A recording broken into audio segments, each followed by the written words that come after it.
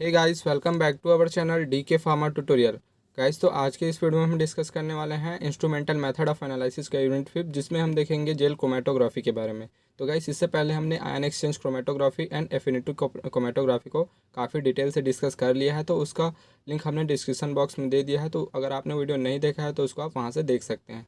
तो गाइस, आइए स्टार्ट करते हैं अपने टॉपिक जेल क्रोमेटोग्राफी को। तो गाइस, जेल क्रोमेटोग्राफी को डिटेल में डिस्कस करने से पहले हम सबसे पहले इसको सिंपल सा इसका डेफिनेशन इंट्रोडक्शन देख लेते हैं, ताकि आपको आसानी से ये समझ में आए। तो गाइस, जेल क्रोमेटोग्राफी एक ऐसा टेक्निक है जिसमें हम जेल को यूज़ करते हैं एज अ स्टेशनरी फेज। ठीक है, तो ये जो है हमारा कॉलम रहेगा, तो इस कॉलम में जो स्टेशनरी फेज रहेगा वो जेल रहेगा। ठीक है, तो इसमें होगा कि जो भी हमारे कंपाउंड्स रहेंगे, ठीक है, तो वो अपने मॉलिक्यूलर वेट एंड साइज के अकॉर्डिंग जो है इसमें सेपरेट आउट होंगे। तो जो भी लार्जर साइज के जो मॉलिक्यूल्स रहते हैं वो आसानी से यहाँ से क्रॉस हो जाएंगे। ठीक है, ये इस पोर में इंटर नहीं करेंगे, तो ये आसानी से यहाँ से सेपरेट आउट हो जाएंगे। लेकिन जो स्मॉलर साइज़ के जो मॉलिक्यूल्स रहते हैं वो क्या करते हैं कि वो इस पोर में भी इंटर करते हैं। ठीक है, और इनका जो जो मॉलिक्यूलर वेट भी होता है वो स्मॉल होता है। ठीक है, सॉरी, कम होता है, और साइज भी थोड़ा सा कम होता है। तो इसके कारण क्या होता है कि ये थोड़ा सा स्लोली स्लोली ये नीचे आता है, और इसका सेपरेशन जो है वो स्लोली होता है। तो यही है इसका प्रिंसिपल, और ये इसी प्रिंसिपल्स पे अपना वर्क करता है। तो जो जेल क्रोमेटोग्राफी है उसका यूज़ हम मेनली जो हमारे बायो मैक्रोमोलिकुलर्स मॉलिक्यूल्स होते हैं उसको हम सेपरेट आउट करने के लिए करते हैं, जैसे कि प्रोटीन हो गया, न्यूक्लिक एसिड एंड कार्बोहाइड्रेट। तो इनके हम सेपरेशन या आइसोलेशन के लिए हम इस जेल क्रोमेटोग्राफी टेक्निक का यूज़ करते हैं। तो अब हम देखते हैं इसको डिटेल से। Gel chromatography is also known as gel permeation chromatography, size exclusion chromatography and gel filtration chromatography and molecular sieve chromatography. तो इसको हम क्यों बोलते हैं, इसको हम देखते हैं। तो जेल परमिशन क्रोमेटोग्राफी कहने का ये मतलब है कि जब हम इस क्रोमेटोग्राफी टेक्निक में एक ऑर्गेनिक सॉल्वेंट को यूज़ करते हैं एज अ मोबाइल फेस, तो उस केस में हम इसको बोलते हैं जेल परमिशन क्रोमेटोग्राफी। सेकेंड है साइज एक्सक्लूसन क्रोमेटोग्राफी। तो साइज एक्सक्लूसन क्रोमेटोग्राफी इसलिए बोलते हैं क्योंकि इसमें जो भी कंपाउंड रहता है उसका जो सेपरेशन है वो उसके साइज़ के बेसिस पे रहता है। ठीक है, तो जो भी हमने आपको बताया यहाँ पे डायग्राम पे कि जो भी लार्जर साइज़ के मॉलिक्यूल्स रहते हैं वो आसानी से सेपरेट आउट हो जाते हैं, और जो स्मॉलर साइज़ के जो मॉलिक्यूल्स रहते हैं वो थोड़े से देरी से सेपरेट होते हैं। तो इसलिए हम इसको बोलते हैं size exclusion chromatography. Then third है जेल फिल्ट्रेशन क्रोमेटोग्राफी। तो जेल फिल्ट्रेशन क्रोमेटोग्राफी इसलिए बोलते हैं क्योंकि इसमें हम मोबाइल फेस को एज अ इसमें हम एक्वस सॉल्यूशन को यूज़ करते हैं एज अ मोबाइल फेस, तो इसलिए हम इसको जेल फिल्ट्रेशन क्रोमेटोग्राफी भी बोलते हैं। अगर हम इसमें एक्वस सॉल्यूशन लेंगे तो जेल फिल्ट्रेशन क्रोमेटोग्राफी, एंड अगर हम इसमें लेंगे ऑर्गेनिक सॉल्वेंट तो उस केस में हम बोलेंगे जेल परमिशन क्रोमेटोग्राफी। तो आप इसमें कंफ्यूज मत होइएगा। देन फोर है मॉलिक्यूलर स्यू क्रोमेटोग्राफी। तो मॉलिक्यूलर स्यू कहने का ये मतलब है कि जो भी मॉलिक्यूल्स रहते हैं तो उनका यहाँ पे क्या हो रहा है, ये मतलब उनका छानना हो रहा है। ठीक है, स्यू का मतलब क्या होता है, किसी भी चीज़ को छानना। ठीक है, या एक जाली बोल सकते हैं जहाँ पे किसी भी चीज़ को हम सेपरेट आउट करते हैं, जैसे कि चाय की छन्नी होती है, तो वहाँ पे जो चाय की पत्ती है वो साइज़ के बड़े होने के कारण वहाँ पे वो रुक जाते हैं। ठीक है, लेकिन कुछ छोटे छोटे साइज के जो पार्टिकल्स रहते हैं वो उसमें इंटर करते हैं। लेकिन इस केस में क्या हो रहा है, थोड़ा सा उल्टा होगा कि जो लार्जर साइज़ के मॉलिक्यूल्स हैं वो आसानी से सेपरेट हो जाएंगे, लेकिन जो स्मॉलर मॉलिक्यूल्स रहेंगे वो थोड़ी सी देरी से सेपरेट होंगे। तो इसलिए इसको हम बोलते हैं molecular sieve chromatography. This is a chromatographic technique that separate the dissolved molecules on the basis of their molecular weight and size. तो जैसे कि हमने बताया कि जो भी कंपाउंड रहेगा वो अपने मॉलिक्यूलर वेट एंड साइज के अकॉर्डिंग इसमें उसका सेपरेशन होगा। एंड थर्ड है it is one of the effective method use to isolate and analyse the bio macromolecular substance, जैसे कि protein, nucleic acid and carbohydrate. तो जो भी बायो मैक्रोमोलिकुलर सब्सटेंस रहते हैं तो उनको आइसोलेट करने के लिए और उनको एनालाइज करने के लिए, ठीक है, तो इस मेथड का यूज़ हम करते हैं। देन जैसे कि हमने आपको पहले ही बताया कि जेल परमिशन क्रोमेटोग्राफी इसको क्यों बोला जाता है, क्योंकि हम इसमें ऑर्गेनिक सॉल्वेंट का यूज़ करते हैं ऐसा मोबाइल फेस, तब इसको बोलते हैं हम gel permeation chromatography. Then second gel filtration chromatography. तो हम जब एक्वस सॉल्यूशन को as a mobile phase use करते हैं तो उस केस में हम इसको जेल फिल्ट्रेशन क्रोमेटोग्राफी बोलते हैं। देन अब हम देखते हैं principle of jail chromatography. It is a technique that separate the dissolve molecule on the basis of their size. तो जैसे कि गाइस हमने आपको शुरू से ही बता दिया है कि जो भी कंपाउंड रहेगा उनका या सब्सटेंस रहेगा उनका सेपरेशन जो है उसके मॉलिक्यूलर साइज एंड उसके मॉलिक्यूलर वेट के अकॉर्डिंग होगा। By pumping this molecules through the specialised column containing macroporous packing material. तो जो हमारा ये कॉलम रहेगा ये जो है पोरस पॉलीमर मैट्रिक्स का बना होता है, ठीक है, जिसमें छोटे छोटे ये पोर्स हैं, ठीक है। तो जो हमारा जो स्मॉलर साइज का जो पार्टिकल्स रहता है या मॉलिक्यूल्स रहते हैं वो इस पोर में इंटर हो जाते हैं, ठीक है, जिसके कारण क्या होता है ये थोड़े से धीरे धीरे यहाँ से इसका जो है इल्यूशन होता है। The stationary phase is a porous polymer matrix whose pore are completely filled with solvent to be used as mobile phase, ठीक है। तो जैसे कि आप इससे फिर से समझ सकते हैं कि जो भी हमारा स्टेशनरी फेज रहेगा, ठीक है, तो इसमें जो पोर्स रहेंगे तो इनमें जो है सॉल्वेंट जो है वो फिल रहेगा, ठीक है। तो ये सॉल्वेंट क्या है, एज अ मोबाइल फेस हम इसको यहाँ पे यूज़ करते हैं। The flow of mobile phase pass it permit larger molecules to pass faster without penetration of the pore. तो जैसे कि हमारा जो लार्जर साइज का जो मॉलिक्यूल्स रहेगा वो इस पोर में इंटर नहीं करेंगे, ठीक है। तो ये इसका साइज़ भी बड़ा है, ठीक है, और इसका मॉलिक्यूलर वेट भी थोड़ा सा ज़्यादा है, तो इसलिए क्या करता है कि ये इस पोर में इंटर नहीं करते हैं, ठीक है, और ये आसानी से यहाँ पे जल्दी जल्दी से फास्टली यहाँ पे सेपरेट आउट हो जाते हैं। लेकिन जो हमारा जो स्मॉलर मॉलिक्यूल्स है उनका जो साइज़ भी कम है और उनके जो मॉलिक्यूलर वेट है वो भी थोड़ा सा कम है, तो इसके कारण क्या होता है कि ये इस पोर में इंटर कर जाते हैं और इस पोर में इंटर करने के कारण ये थोड़ा सा धीरे धीरे से मूव करता है और इसका सेपरेशन जो है वो थोड़ा सा लेट होता है। Whereas the molecule smaller molecules spend more time inside the beads and therefore it eluted later. तो हमने आपको बताया कि जो स्मॉलर मॉलिक्यूल्स है वो बहुत ज़्यादा टाइम स्पेंड करते हैं अपने साइज के कारण और उनका वेट है भी कम होता है, तो इसके कारण वो थोड़े धीरे से क्या होते हैं इल्यूट होते हैं। तो इसको हम एक और डायग्राम से समझ लेते हैं।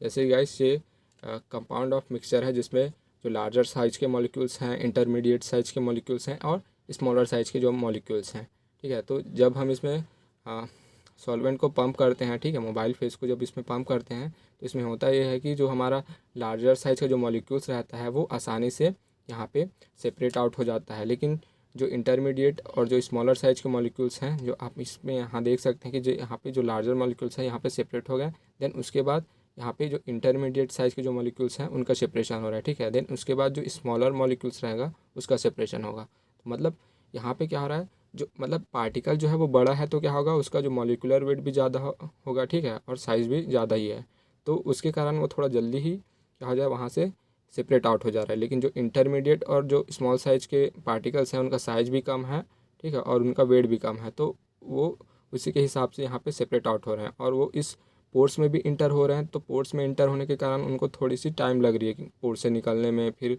ये इस पोर में जाएंगे, इस पोर में जाएंगे, तो इनके कारण क्या होता है कि इनको यहाँ पे थोड़ी सी देरी हो जाती है यहाँ तक आने के लिए। तो ये है इसका एक डायग्राम जो कि आपको काफ़ी अच्छे से समझ में आ गया होगा। तो अब हम आगे देखते हैं थ्योरी ऑफ गैस क्रोमेटोग्राफी। तो इसको हम डिस्ट्रीब्यूशन थ्योरी के नाम से भी जानते हैं, ठीक है। तो ये थ्योरी ये बताता है कि जो हमारा जो मॉलिक्यूल्स है वो स्टेशनरी फेज में कैसे मूव कर रहा है, ठीक है, कैसे डिस्ट्रीब्यूट हो रहा है, तो उसके बारे में ये बताता है।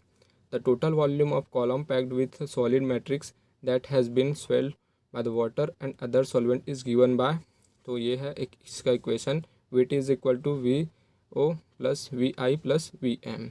तो ये एक इक्वेशन है जो कि बताता है कि जो हमारा मॉलिक्यूल्स है इसमें कैसे उसका डिस्ट्रीब्यूशन होता है।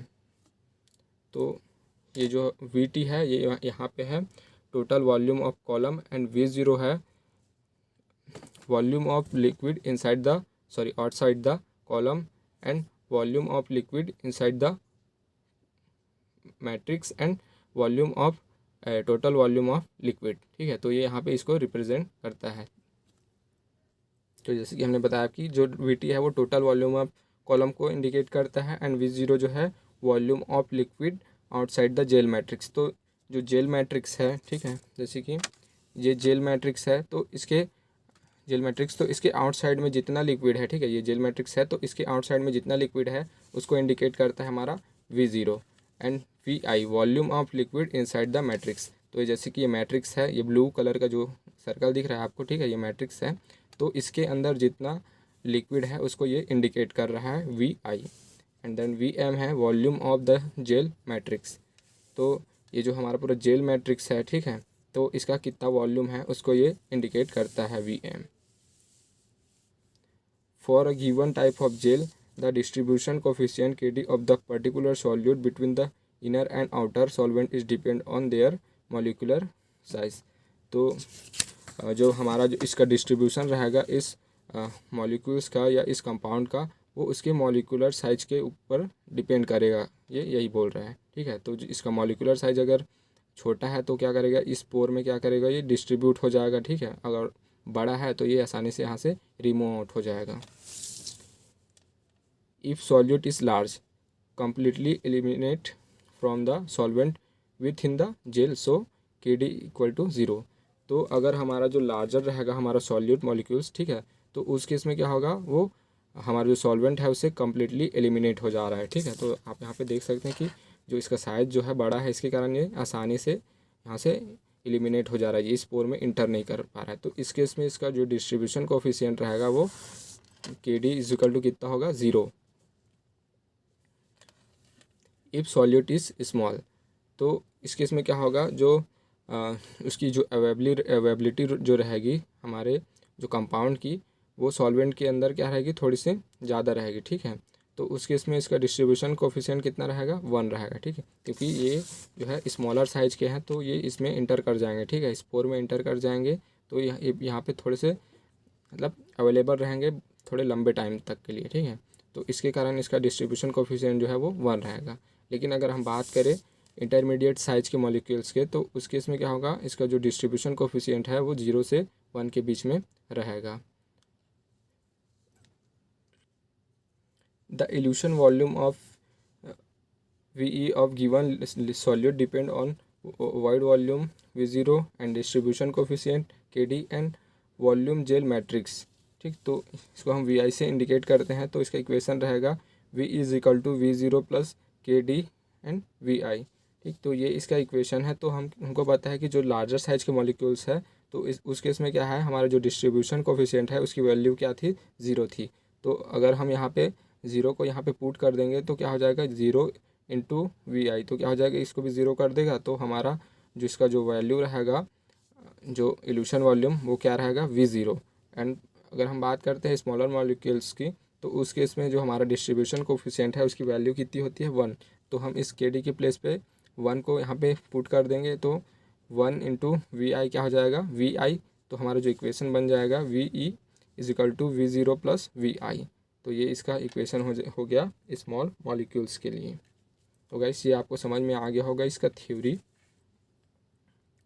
तो गाइस अब हम बात करते हैं इंस्ट्रूमेंटेशन ऑफ गैस क्रोमेटोग्राफी के बारे जेल क्रोमेटोग्राफी के बारे में। तो इसके इंस्ट्रूमेंटेशन में सबसे पहले आता है stationary phase, and then second आता है मोबाइल फेज़, थर्ड आता है column, and 4 pump and 5 detectors. तो इसको आप डायग्राम से भी देख सकते हैं, जैसे कि ये है इसका डायग्राम। तो सबसे पहले क्या हमारा मोबाइल फेज़ है, ठीक है, पंप है, इंजेक्टर है, कॉलम है, डिटेक्टर है, ठीक है। तो ये है इसका इंस्ट्रूमेंटेशन, इसको आप अच्छे से देख लीजिए, इसको हम समझेंगे। तो सबसे पहले हम देखेंगे इसमें स्टेशनरी फेज़ के बारे में, ठीक है, जो क्या रहेगा, हमारा कॉलम रहेगा। तो कॉलम में ही हम स्टेशनरी फेज़ को बनाएंगे। तो सबसे पहले हम देखते हैं हमारा स्टेशनरी फेज़। तो स्टेशनरी फेज़ बनाने के लिए हम यूज़ करते हैं जेल का, ठीक है। तो जो हम जेल यूज़ कर रहे हैं उसका नेचर कैसा होना चाहिए उसको हम देखते हैं। तो जो जेल है उसका नेचर जो है वो केमिकली इनर्ट होना चाहिए एंड मैकेनिकली स्टेबल होना चाहिए, ठीक है। और उसका जो पार्टिकल साइज़ है वो भी यूनिफॉर्म होना चाहिए, और gel should have carefully form reproducible structure. तो वो एक रिप्रोड्यूसिबल स्ट्रक्चर जो है वो फॉर्म करना चाहिए। तो इस तरह का जो जेल है उसका नेचर होना चाहिए, जिसको यूज़ हम करते हैं स्टेशनरी फेज़ को बनाने के लिए। तो इसके लिए हम जनरली 2 टाइप्स के जेल मटेरियल को यूज़ करते हैं। तो इसमें फर्स्ट आता है ज़ीरो जेल। तो ज़ीरो जेल जो है वो क्रॉस लिंकिंग पॉलीमर से मिलके बना होता है, जो कि जब वाटर के कांटेक्ट में आता है तो वो स्वेल हो जाता है, ठीक है। तो वो स्वेल हो जाता है, लेकिन जब उसमें हम जो लिक्विड होता है जब उसको हम रिमूव करते हैं तो फिर से वो कोलैप्स हो जाता है। ऐसे तो जैसे कि आपने किशमिश देखा होगा, जब किशमिश जो है वो सिकुड़ा हुआ रहता है, लेकिन जब उसमें हम पानी मतलब उसको भिगोते हैं पानी में, ठीक है, पानी में या दूध में उसको भिगोते हैं तो वो थोड़ा सा स्वेल हो जाता है। लेकिन जैसे ही फिर हम उसको धूप में अगर सुखो देते हैं, ठीक है, या NaCl के सॉल्यूशन में जब हम उसको डालते हैं तो उस केस में क्या होता है कि वो फिर से अपने पुराने कंडीशन में आ जाता है, वो फिर से कोलैप्स हो जाता है। तो ये है इसका एग्जांपल। एंड सेकंड है एरोजेल। तो एरोजेल जो है वो एक रिजिड मटेरियल होता है जो कि जेल से नहीं बना होता है, ठीक। तो ये पोरस मटेरियल होता है जो कि जब हम उसमें जो वाटर रहते हैं उसको रिमूव करते हैं तो वो कोलैप्स नहीं होते हैं, ठीक है, वो अपने उसी कंडीशन में रहेंगे जिस कंडीशन में जब हमने उसको मतलब सॉल्वेंट को जब उसमें इंटर करा, तो जिस कंडीशन में रहेगा उसी कंडीशन में रहेगा। जब उसको सॉल्वेंट रिमूव करेंगे फिर भी उसका कंडीशन जो है वो चेंज नहीं होगा। तो इसका एग्जांपल है porous glass and porous silica. तो ये इसके एग्जांपल्स हैं। तो गाइस यहाँ पे हम आपको कुछ एग्जांपल्स बताएंगे जेल को जिसको हम यूज़ करते हैं स्टेशनरी फेज के प्रिपरेशन के लिए। तो सबसे पहला आता है इसमें क्रॉस लिंक्ड डेक्स्ट्रॉन, ठीक है। सेकंड आता है एगोरेज। थर्ड है पॉलीएक्राइलेमाइड। फोर्थ है पॉलीस्टाइरिन एंड एक्राइलोइल मॉर्फिन। तो इन सारे मटेरियल्स का हम यूज़ करते हैं, जेल्स का यूज़ करते हैं स्टेशनरी फेज के प्रिपरेशन के लिए। अब हमारा सेकंड आता है मोबाइल फेज। तो मोबाइल फेज जो है वो लिक्विड से बना होता है, ठीक है। तो इसमें हम क्या करते हैं, जो भी हमारा बायोमोलिक्यूल्स है, ठीक है, तो उसको हम उसके नेचर के अकॉर्डिंग जो भी सॉल्वेंट रहता है उसमें डिसॉल्व करते हैं और अपना जो मोबाइल फेस है उसको बनाते हैं। जैसे कि यहाँ पे मटेरियल दिया है सिंथेटिक इलास्टोमर। तो सिंथेटिक इलास्टोमर को हम डिसॉल्व करने के लिए सॉल्वेंट यूज़ करेंगे टोलुइन। एंड PVC जिसको हम बोलते हैं पॉलीविनाइल क्लोराइड, ठीक है, and rubber and epoxy resin, styrene, butadienes. तो इसको डिज़ोल्व करने के लिए हम यूज़ करते हैं टेट्राहाइड्रोफ्यूरेन। तो ये सारे क्या है, इनऑर्गेनिक कंपाउंड्स है, तो इसको हम टेट्राहाइड्रोफ्यूरेन में डिज़ोल्व करते हैं। थर्ड आता है पॉली ओलेफिन। तो इसके लिए हम ट्राइक्लोरोबेंजीन का यूज़ करते हैं। एंड पॉलीयूरेथेन, तो इसके लिए हम डाईमेथाइल फॉर्मामाइड का यूज़ करते हैं इसको डिज़ोल्व करने के लिए। एंड फिफ्थ आता है प्रोटीन एंड पॉलीसेकेराइड्स। तो ये जो है वो पोलर नेचर के होते हैं, तो इसके कारण ये वाटर या बफर में आसानी से ये डिसॉल्व हो जाते हैं। तो ऐसे इसी तरह से हम डिफरेंट मटेरियल को उसके नेचर के अकॉर्डिंग डिफरेंट सॉल्वेंट में डिसॉल्व करके हम अपने मोबाइल फेस को प्रिपेयर करते हैं। तो इस टेबल को आप अच्छे से पढ़ लीजिएगा, ये बहुत ही ज़्यादा इम्पॉर्टेंट है। एंड थर्ड आता है हमारा कॉलम। तो कॉलम बेसिकली हम क्या करते हैं, एनालिटिकल कॉलम का यूज़ करते हैं जिसकी डायमीटर जो है 7.5 to 8 mm जो है वो होती है। एंड प्रिपरेटिव कॉलम जिसका डायमीटर जो है 20 to 25 mm जो है वो होती है इसकी डायमीटर। तो हम इन्हीं दो टाइप के कॉलम को यूज़ करते हैं, एनालिटिकल एंड प्रिपरेटिव कॉलम को। और जो इस कॉलम की जो लेंथ होती है वो 25, 30, 50 एंड 60 सेंटीमीटर की होती है। तो हम इन चारों साइज़ के कॉलम को यूज़ कर सकते हैं। लेकिन अगर हम बात करते हैं रिसेंटली, तो अभी जो है नैरो बोर कॉलम का यूज़ किया जाता है जिसकी जो डायमीटर है वो 2 to 3 mm जो है वो होती है। तो ये था कॉलम के बारे में। देन अब हम देखते हैं पंप। तो हम बेसिकली यहाँ पे 2 टाइप्स के पंप को यूज़ करते हैं। एक होता है हमारा syringe pump and reciprocating pump. तो इन दो तरह के पंप को यूज़ करते हैं हम अपने सॉल्वेंट को पंप करने के लिए। देन लास्ट आता है हमारा डिटेक्टर। तो हम बहुत सारे डिटेक्टर्स को यूज़ करते हैं जेल क्रोमैटोग्राफी में, अपने जो भी हमको सिग्नल मिला है उसको डिटेक्ट करने के लिए, ठीक है। तो सबसे पहला आता है इसमें कंसंट्रेशन सेंसिटिव डिटेक्टर। तो ये कंसंट्रेशन पे बेस्ड रहेगा। तो इसमें आता है बल्क प्रॉपर्टी डिटेक्टर, इसमें आता है refractive index detector. And second आता है सॉल्यूट प्रॉपर्टी डिटेक्टर्स। तो इसमें आता है UV एब्जॉर्प्शन डिटेक्टर। तो ये UV एब्जॉर्प्शंस के प्रिंसिपल पे बेस्ड रहेगा। देन थर्ड आता है इवेपोरेटिव डिटेक्टर। तो ये इवेपोरेटिव लाइट स्कैटरिंग डिटेक्टर इसके अंतर्गत आता है। तो ये था हमारा फर्स्ट कंसंट्रेशन सेंसिटिव के अंतर्गत ये 3 तरह के डिटेक्टर यूज़ किए जाते हैं।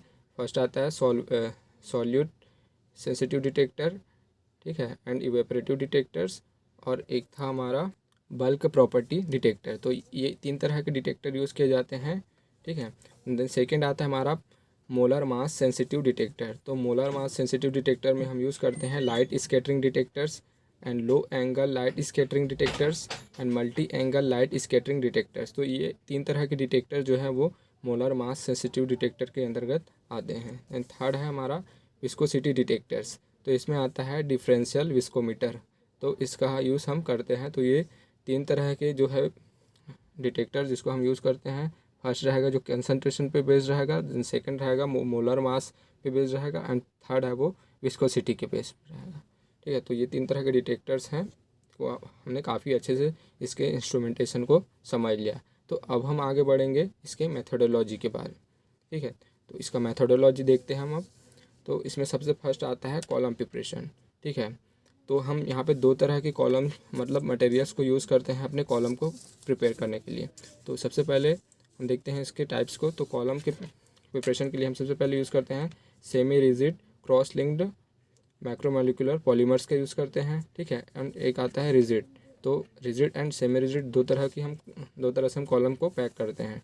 ठीक, तो जो हमारा सेमी रिजिड रहेगा उसमें क्रॉस लिंक्ड मैक्रोमोलिकुलर पॉलीमर रहेगा, और जो रिजिड रहेगा उसमें control pore size glass and silica. तो इसमें ग्लास एंड सिलिका का यूज़ करेंगे हम। ठीक है, तो ये 2 तरह के कॉलम्स को हम यूज़ करेंगे। तो सबसे पहला इसमें आता है जेल प्रिपरेशन।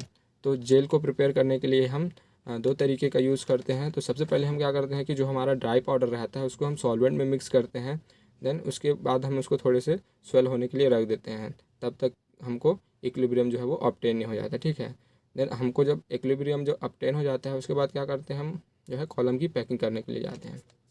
एंड दूसरा तरीका है, इस मेथड में जो हमारा स्लरी रहती है उसको हम 100 डिग्री सेल्सियस पे टेम्परेचर पे उसको हीट करते हैं। देन क्या हो जाता है वो स्वेल हो जाता है। तो फिर क्या करते हैं हम उसमें कॉलम की पैकिंग करते हैं। तो ये था कॉलम प्रिपरेशन। तो ये 2 वे दिए गए हैं कॉलम को प्रिपेयर करने के लिए, जेल को प्रिपरेशन करने के लिए। देन सेकेंड आता है column packing. Gel material is dissolve with appropriate solvent mobile phase. तो हमारा जो भी जेल मटेरियल रहेगा उसको हम अप्रोप्रिएट जो सॉल्वेंट है उसके साथ डिसॉल्व करेंगे, जो कि हमारा मोबाइल फेस रहेगा। देन हम उसका क्या करेंगे, जेल का एक सस्पेंसन बनाते हैं। ठीक है, तो वो जो सस्पेंसन है उसमें एयर नहीं होना चाहिए। ठीक है, एयर की बबलिंग उसमें नहीं होनी चाहिए। ठीक, तो फिर उसके लिए हम क्या करते हैं उसमें मोबाइल फेस को कंटिन्यूली उसमें ऐड करते जाते हैं। Well mixed slurry is pour into the column and equilibrium is attend by the passing 2 to 3 volume of mobile phase after settling.